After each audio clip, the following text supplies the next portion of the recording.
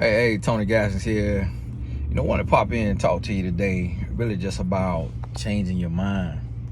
And a lot of times it's a lot that goes into our mindset. And it could be genetics. It could be trauma, things you've experienced. It could be your current situation. And it can also be what you are feeding yourself. A lot of times I think we take for granted the power of the spoken word and the read word. And if you really take inventory and you pay close attention, because I'm a human like you, a person like you, and speaking from a male perspective, it could be similar for a woman as well, because I feel like the brain in a lot of ways works the same. But a lot of times when you're going through something, or you see something, or you feeling something, you may bump into it. You may come on the radio, you may read something on Instagram or on social media, and it speaks right to your situation. I've seen that with a lot of people with like quotes that I would post. They'll be like, oh, I'm going through this. And that's kind of how life works. And a lesson with that is, a lot of times when we going through something, what we see and what we read, or what we hear, it can feed into, and it can make it better or it can make it worse. So it can take a bad feeling that we're feeling and make that feeling worse because it speaks to our pain. It could take a bad feeling and make it better because it speaks to like healing or a solution. And we have to be mindful of when you're trying to change your life and you're trying to change your mind and you're trying to heal and you're trying to grow, and you got to ask yourself, what am I putting into my mind? And this me talking to myself, saying, okay, what am I listening to? What am I reading? And what is it doing to my countenance? How is it affecting me? Is it positive? Is it negative? Before I turned on this video, I was listening to gospel music, and I'm listening to the lyrics and the music, and it's calming. And before I was listening to that, I was listening to an app that has like calming sounds. And last night when I was going to sleep, I was listening to the Bible on audio, the audio version on the Bible app. And it's pure.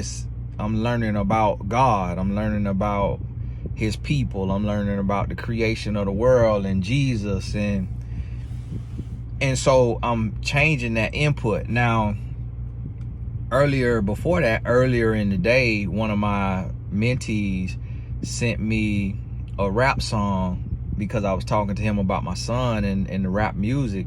And when I turned on the rapper's song, it made my spirit just feel very gunky and just kind of nasty and just kind of the rapper, the music, it sounded angry and devilish. And a lot of times we don't think about it. Now, the beat was nice, and then it went to another song. The beat was nice. It went to another song. The beat was nice. I wouldn't listen to the words anymore, but the beats were nice.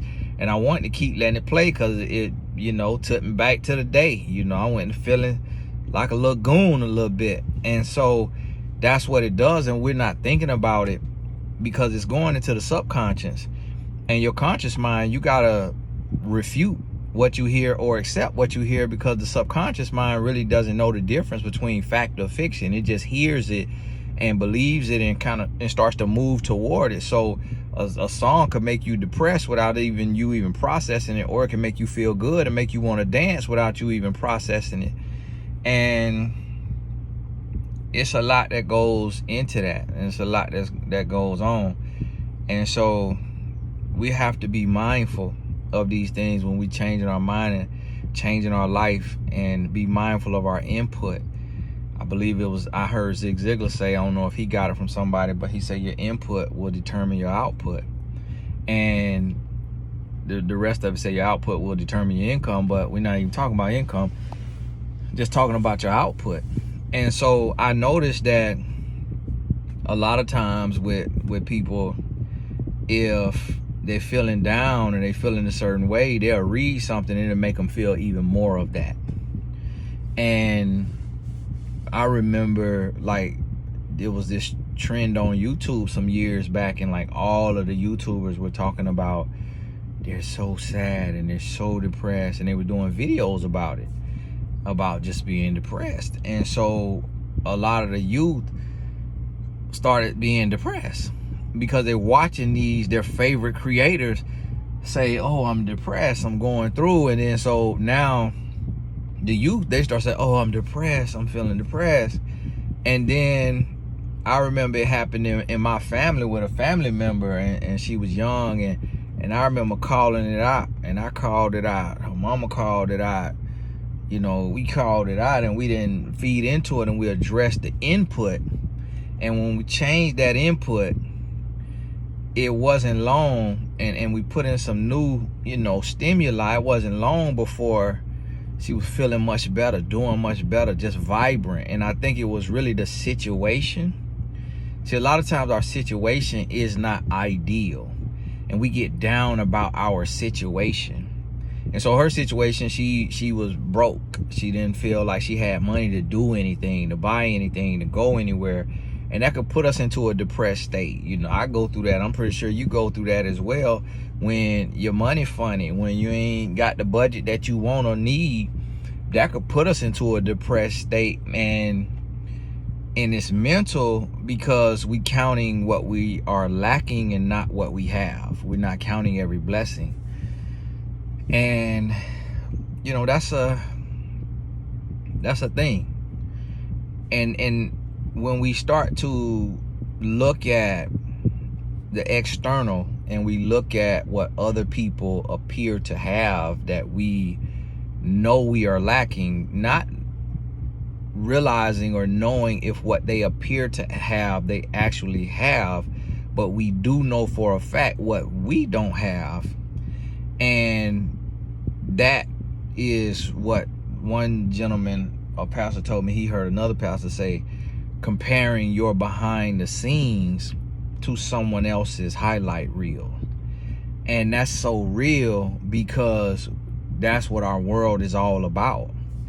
And we could have on a mask, we could be like a clown with a face painted on, and we could be around people who are clowns as well, you know, with face paint, not talking about a literal clown, but we can't tell that their smile is painted on, but we know our smile is painted on.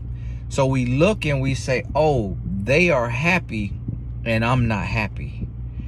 And then that comparison is what? The thief of joy. And so you have to frame your mindset, and this is what I'm working on throughout my life, is reframing my mindset to understand, okay, Tony, every single person is going through something in some way or another. Everybody will face their own struggle at some point or another. And you got to understand that you can't compare yourself to other people, and you have to walk by faith. You got to believe. You got to understand you can't control every situation. You got to trust, hope, believe, and you got to be at your best. You got to be your best.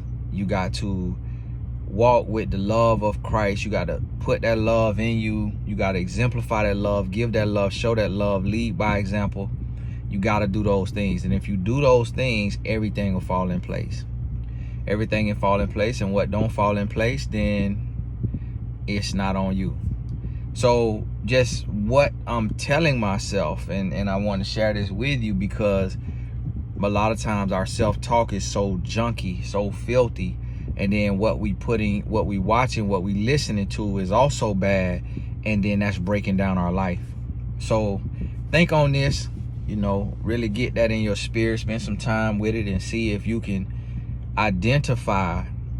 Think about your thoughts, meaning identify what you're thinking, what you're telling yourself, what you're believing, and how you're acting from that place. You know, what are you putting out into the world from that thought process that you have. And I feel like we all have the ability to grow and to change and to shift our mindset. if we desire so. So hey, this Tony Gaskin.